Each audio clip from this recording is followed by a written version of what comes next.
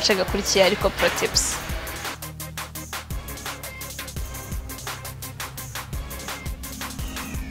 Waba ufite inzara zimeze nabi zivunika cyangwa se ukaba wifuza kumenya uburyo wafata neza inzara zawe kugira ngo zitazangirika cyangwa zikagira ibindi bibazo.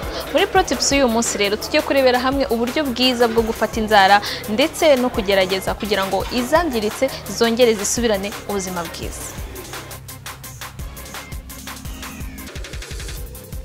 Ubukonje bukabije, imirimo yo mu rugo cyangwa se byose dukoresha amaboko, gukaraba amazi ashyushye cyane cyangwa se ibyo dusiga ku ntoki ni bimwe mu byangiza inzara mu buzima bwacu bwa buri munsi. Waba wibaza icyo ushaka gukora kugira ngo inzara zawe zisubirane, zikomere, ze gukomeza kuvunagurika cyangwa kwangirika?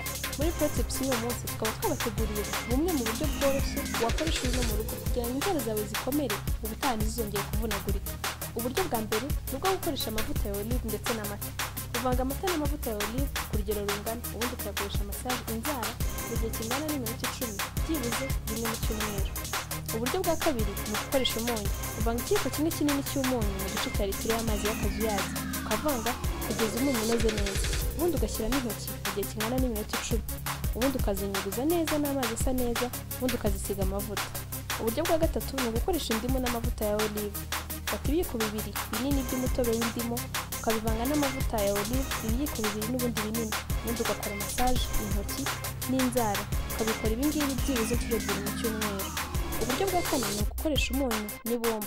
Ushyira akayiko gato k'umunyu mu gakombe, ugashyiramo amazi, ukavanga neza kugeza umunyu unoze, ubundi ugafata ibumba ryaba ari iry'utubuye cyangwa se ari iry'ifu uko ubishaka, ukaryongera muri ya mazi kugeza hasigaye gusa santimetero imwe y'amazi hejuru y'ibumba, ugashyiramo inzara bigafata neza, ukabireka bikuma byibuze ukabimarana iminota 10, hanyuma ugakaraba intoki n'amazi meza, ugasiga amavuta.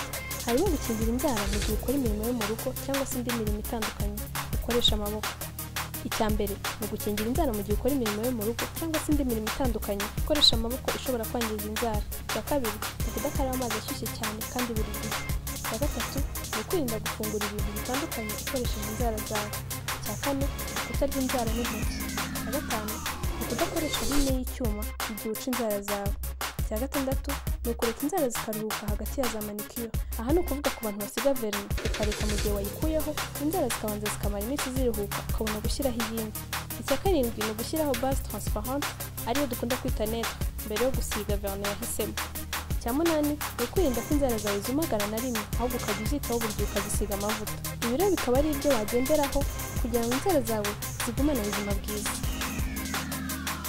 Ngira ngo mwabyiboneye rero ibyo mushobora kugenderaho gukora kugira ngo inzara zangiritse cyangwa zifite ibibazo zisubirane ubuzima bwiza ndetse n'izikiri nzima muziri